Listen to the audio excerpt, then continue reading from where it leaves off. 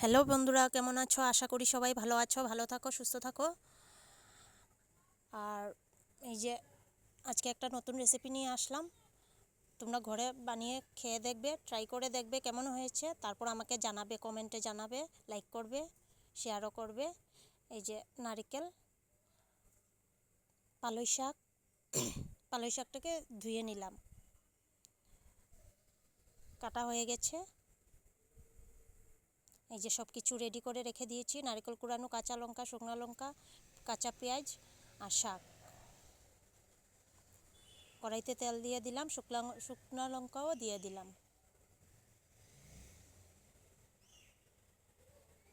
তারপর পেঁয়াজটাকে দিয়ে দেব। পেঁয়াজটাকে একটু ভেজে লাল হয়ে গেলে, লাল হয়ে গেছে,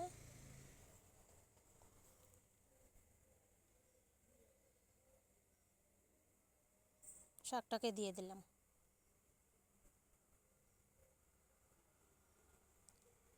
শাক তো এমনিও খাওয়া ভালো শরীরের জন্য, আমি একটু নতুন কিছু ট্রাই করলাম। তোমরা ঘরে অবশ্যই করবে কিন্তু ট্রাই। লবণ দিয়ে দিলাম, একটু হলুদ গুঁড়ো দিয়ে দেব।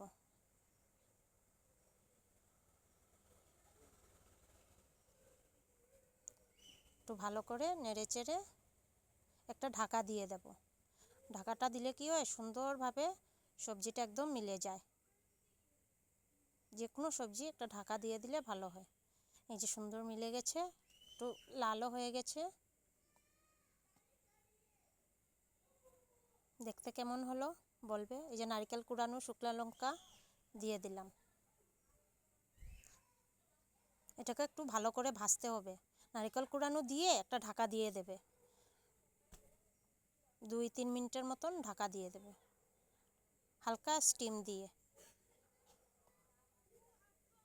ঢাকাটা উঠিয়ে নিলে তারপর ভালো করে পুরো স্টিমটা বাড়িয়ে নাড়াচাড়া করবে বেশ এক 1 মিনিটের মতন। এই যে দেখো হয়ে গেছে, সুন্দর আমার রেডি। এই যে দেখো কেমন হয়েছে। তোমরা অবশ্যই ঘরে ট্রাই করবে। বাই বাই, দেখা হবে নেক্সট